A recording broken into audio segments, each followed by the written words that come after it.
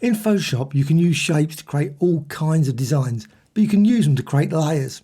All three types of shape can be used to create layers. So let's go here, use the rectangle tool. You can use any of these tools to create shapes, but also go here to the top left and you've got shape, path and pixels. If you go to shape and then just create a shape, and this is going to be a rectangle, apply it in any way you want, apply it any size. So as soon as you create it, you'll notice you've got layers and it's created two layers. These are shape layers, any size, and they're a special type of shape layer, rectangle. You can remove them as well, just delete them. Well, what you can also do is you can go up here and you've got path. Now that doesn't create a layer, but you can create a layer for it. Just go up here, layer and new and layer. Click OK. Obviously nothing on that layer at the moment. It's completely clear, no pixels, nothing. But again, you can see you've got this plus here and you've got path. And here's a path. It's got no fill, it's got no stroke, but you can use it for a variety of effects and options, but you can also use it for masks, shape creation and much, much more, but also selections. So click selection and it will come up with this panel.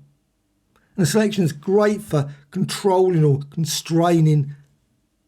Let's just go for pixel, any sort of brush strokes, gradients. I'm just going to apply one there. And you can see it's only applied within that area of that selection. So it's a super useful feature of Photoshop. Most applications have that feature. So layers, and you can see your layer there. So you've got a layer, exact same as before. Now this one's a pixel layer that you can manipulate with various pixel effects. So select and deselect, don't want that anymore. And I can move it around, resize it as well. However, let's just create another one. So layer, new and layer. This time I'm just going to use the last one. So here's the rectangle tool again and go to pixels. So pixels, and now I can apply it again. And it's just applied here. And again, you can see create a layer. If I apply it again, create another one, it's still a single layer. It doesn't add multiple layers, unlike the shape option. So you just apply it like that, all being applied to that single layer. You can always go to layer and new layer and create another layer. Maybe change the color. So let's just change the color, go for blue and apply. Now, any shape applied is applied now to that new layer. You can, of course, go back to that layer and add that design to there as well. So you can see you create layers with all of those shape options. So let's just remove those. So just get rid of that. But what you can do with this one, and I'm just going to go up to the shape, that's the first one, that's generally the default one. You can apply it, but you've also got options for adding them together. So you can just go over here to layer. You can also subtract from them as well. So you've got here the rectangle and just go up here along this control bar. You've got all the functionality, a load of different things, but you can just go here and now you can go, instead of creating a new layer, so if I just use the default, it will be creating another layer, but now I can just go with combine shapes. Obviously I haven't created anything at the moment, but if I now create another shape, let's just create another shape there, another shape there, another shape there, and however, if I go, it always puts it to properties. Personally, I always prefer it just to stay on the panel that I want, but still, that's the feature that it does. You can see it's just one layer still. You can still manipulate all these. So you can just go here and use the path selection tool. So path selection tool, and you can click on those paths and you can reposition it. You move them around. You can resize it. You can also use this, the direct selection tool, and you can manipulate this design and you can just select a particular point there and just drag. Now it's no longer a rectangle, but you can create all kinds of unique designs and shapes using this approach. However, once you're happy with everything, you can go with direct selection tool, select all of those paths, all those points are selected, and now you can go up here and you've got merge shape components. As soon as you do that, they all get combined into one single shape, so you won't be able to move anything around. So merge shape components, you can still use the direction, this one, direct selection tool, just to manipulate those, but the paths themselves now are all frozen in that shape. You can also go over here again, rectangle, and instead of using combine, you can also use subtract, intersect, etc. So I'm just going to go for subtract, and you can see what happens. It's slightly odd the way it works. You think it's a bit instinct. However, what you can do is you can go here and you can say exclude and apply it like that. And that's just basically what I consider subtract. However, there is a way around that, and let's just quickly go and create another rectangle, and let's go here and go back to new layer. So I'm just going to create a new layer, and I can create a new layer, something like that. So I've got 2 layers now. So if I go back to layers, you can see I've got that new one, and I've got this rectangle. Well, what you can do, you can select both of those. So both are selected, and then you can go to layer, and down here, combine shapes, and you've got subtract front shape.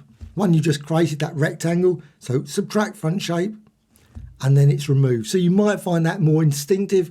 I must admit, personally, I prefer to use the menu to do it rather than this control up here. But obviously you can use whichever way you want to do it.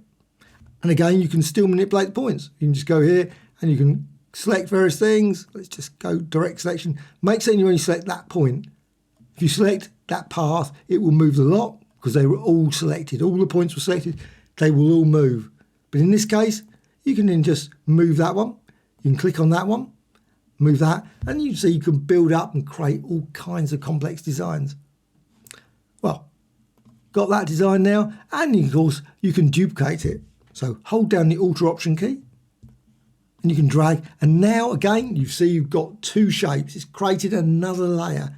But this design can also be combined. So you can select both those, go to layer, and again down here to combine shapes, and you can use unite shapes. So it's all united. Now you'll notice the same issue as before, is that you've got these different shapes. Well, if you want it all as a single pass, go to direct selection tool, select all of those. So all the points are selected. Then go up here, click there, and merge shape components.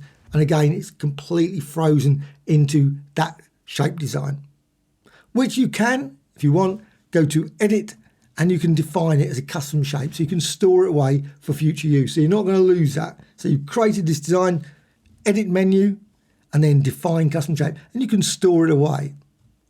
So define custom shape, give it a name, and then click OK. With that, you can then go here and you can select it using the custom shape tool. So here, custom shape tool, you've got rectangle, ellipse, all these ones, but the custom shape tool is the unique shape tool. It's got literally thousands of different shapes. Just go up here, long control bar. And with that, you can just see here is your shape you just created. So it's just stored away in this long panel of, you've got animals, trees, boats, flowers, etc., as well as many legacy ones as well. Also ones, third-party ones as well.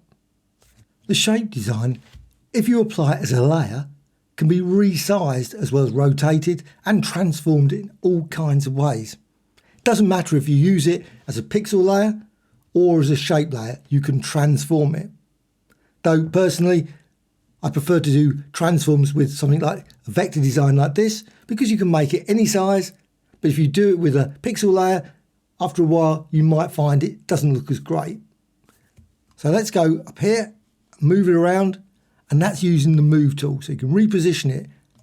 There's also an option up here, along the control bar you've got show transform controls. Doesn't look very much, but it's very useful, because as soon as you click on there you can see what happens.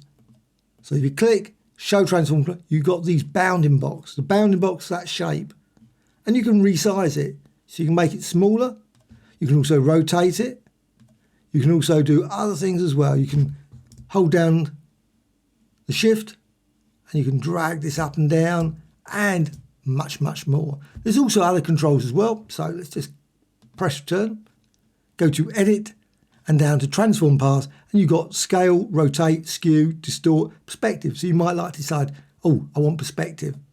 So perspective, you can just drag that in. You can see then that perspective means it drags off obviously to a point over there somewhere, and press return. Again, because it's a vector design, you can do this multiple times. You can always then just drag things out and try and restore it.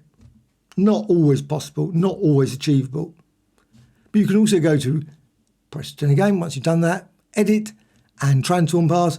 You've also got warp.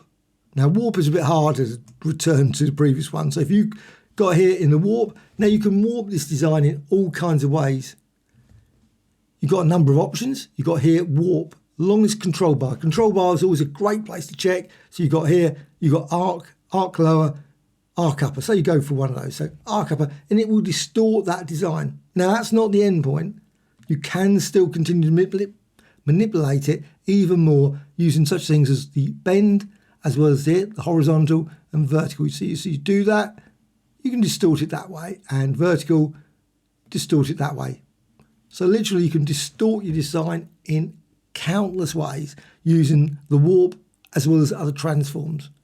And once you're happy, press return. Now you might again want to save it. So you've got this design, you're happy with the design, you can always then go to edit and define custom shape.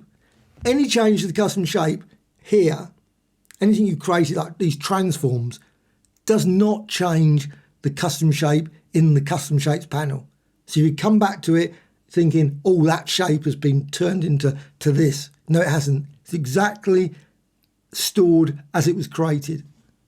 Any change to it outside of that doesn't make any difference. You're not overwriting it or anything like that. Purely that shape, you can tweak it, change it. It's exactly the same as it always has been in your shapes panel. So again, another shape there, and again, edit and define custom shape and click OK. Again, you can store it and use it for the rest of your projects. Now, there's a lot more to discuss about shapes, and I'll do that over the next couple of videos.